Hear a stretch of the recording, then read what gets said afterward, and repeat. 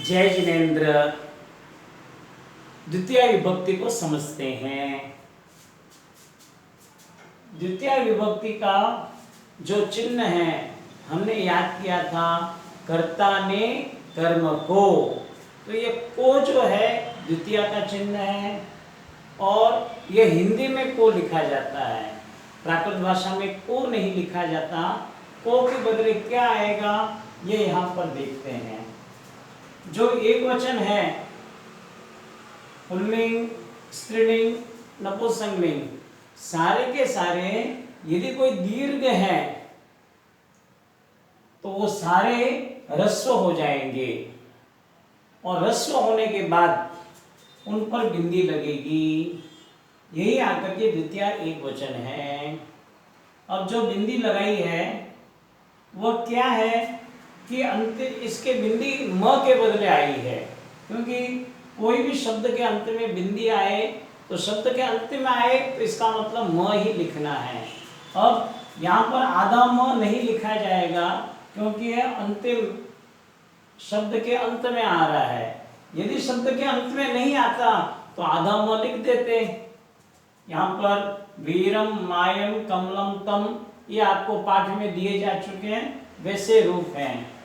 अब द्वितीय बहुवचन जो है, द्वितीय बहुवचन सभी पाठों में समान है। सभी पाठों का मतलब प्रथमा बहुवचन और द्वितीय बहुवचन समान है, केवल थोड़ा ही अंतर है, लगभग समान है। अंतर क्या है? वीरा तो प्रथमा भी था, वीरे एक है, ये द्वितीय बहुवचन में भी आ गया है। और पुल्लिंग बहुवचन में ते के साथ में ता आ गया है, ये मात्र अंतर है। ये दो शब्द आ गए हैं एक्स्ट्रा, बाकी सारे के सारे बहुवचन प्रथमा के और द्वितीय के समान हैं, दोनों में अंतर नहीं है। अब हम इसका वाक्यों में प्रयोग कैसे करना सीखते हैं। श्रमण वीर को वंदन करता है। आप देखेंगे श्रवण आया है तो प्राय हम श्रवण को वंदन करते हैं ऐसा कहते हैं। वो हिंदी में सम्मान के लिए कहा जाता है, लेकिन प्राकृत भाषा में, अंग्रेजी भाषा में भी देखेंगे आप, कोई बड़े को भी यू बोलते हैं और छोटे को भी यू बोलते हैं। यू बोल देने से किसी का सम्मान कम नहीं होता। और दूसरी बात, यहाँ पर हम व्याकरण सीख रहे हैं, अतः व्याकरण में यदि हम सारे सम्मानजनक की करेंगे तो एक वचन का प्रयोग ही नहीं कर पाएंगे अनेक बार। अतः आकर के उस एक वचन को बराबर समझाने के लिए श्रवण वंदन करता है ऐसा ही दिया है। तो जहां भी करता है, आता है, जाता है, सोता है, पीता है आदि सारे एक वचन हैं। करते हैं, आते हैं, जाते हैं, ये सारे बहुवचन हैं। अब श्रमण वीर को वंदन करता है। समनो समने वीरम वंदही, श्रमण वीर को वंदन करता है। वंदही के साथ ये तिते आजी जो लगाना है, वंदही, वंदे, वंदती, ये आप ध्यान में रख लीजिएगा। इसी तरह पुत्र माता को नमन करता है। पुत्र नमन करता है तो यहाँ पर हमको क्या देखना है, पुनः समझा दें एक बात कि जो भी शब्द हैं उसमें सबसे पहले देखना है कि क्रिया कौन सी है। क्रिया है पुत्र माता को नमन करता है, नमन करना क्रिया है। इस क्रिया को करने वाला कौन है? तो करने वाला पुत्र है, तो पुत्र करता हुआ, अतः यह प्रथमा विभक्ति में लिखा जाएगा। क्रिया अन्य पुरुष बहुवचन की है, एक वचन की है, तो अन्य पुरुष एक वचन में नमई, नमय, नमति, नमते आदि जो रूप में वो लिखे जाएंगे। अब हमको यह देखना है किसको, किसको वंदन करता है, किसको नमन करता है। तो कोई भी शब्द में किसको पूछने पर यदि अर्थ आता है, जवाब आता है, तो वह जो किसको का जवाब आया है वह कर्म है ऐसा समझना। यहाँ पर माता को नमन करता है तो मायम नमयी, माता कर्म हो जाएगा और कर्म द्वितीय विभक्ति में रखा जाता है। अतः पुत्तो पुत्ते मायम नमयी।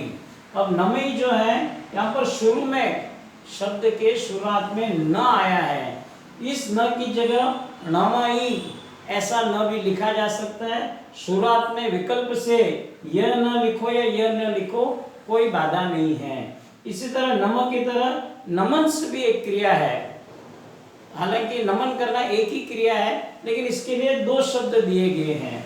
अब नमंस को भी इसी तरह प्रारंभ में न लिखो या नमन से ही ऐसे लिखो, कोई बाधा नहीं है, दोनों एक ही है। तो हमको चार विकल्प यहाँ पर मिल रहे हैं, नमई, नमई, नमन सही, नमन सही, किसी भी एक का हम प्रयोग करके चल सकते हैं। बालिका पुस्तक पढ़ती है, यहाँ पर आप ध्यान दीजिए, इन दो शब्दों में तो को आया है, लेकिन जब बालिका पुस्तक पढ़ती है वहां पर को आया ही नहीं है।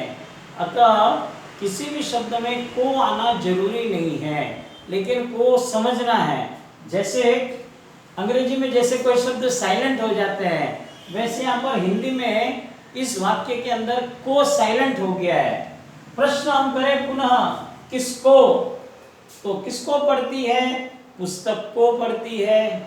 तो इसके लिए यहाँ पर पुस्तक कर्म हो गया, और पुस्तक नपुंसकलिंग शब्द है पोत्तम, तो बाला पोत्तम पढ़ई। इस तरह से पढ़ई, पढ़ई, पढ़ती आगे चलेंगे। अगला वाक्य है, माता उसको दूध देती है।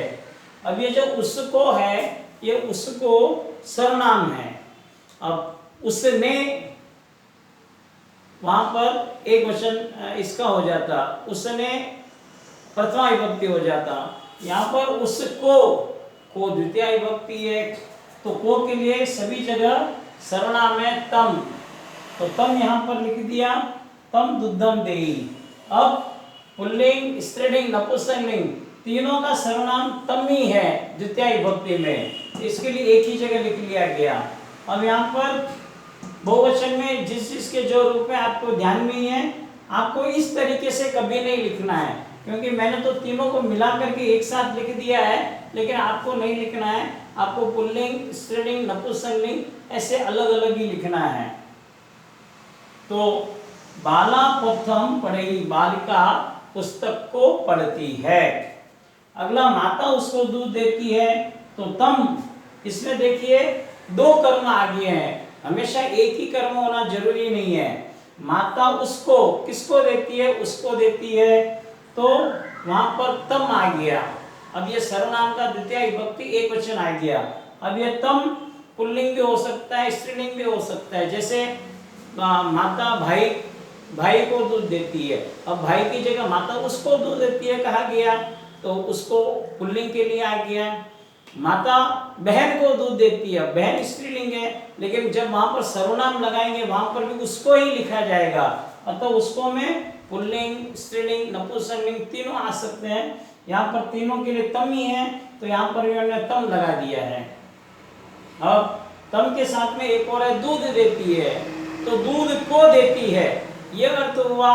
तो यहाँ पर दुग्धम देई, दूध में भी कर्म आ जाएगा।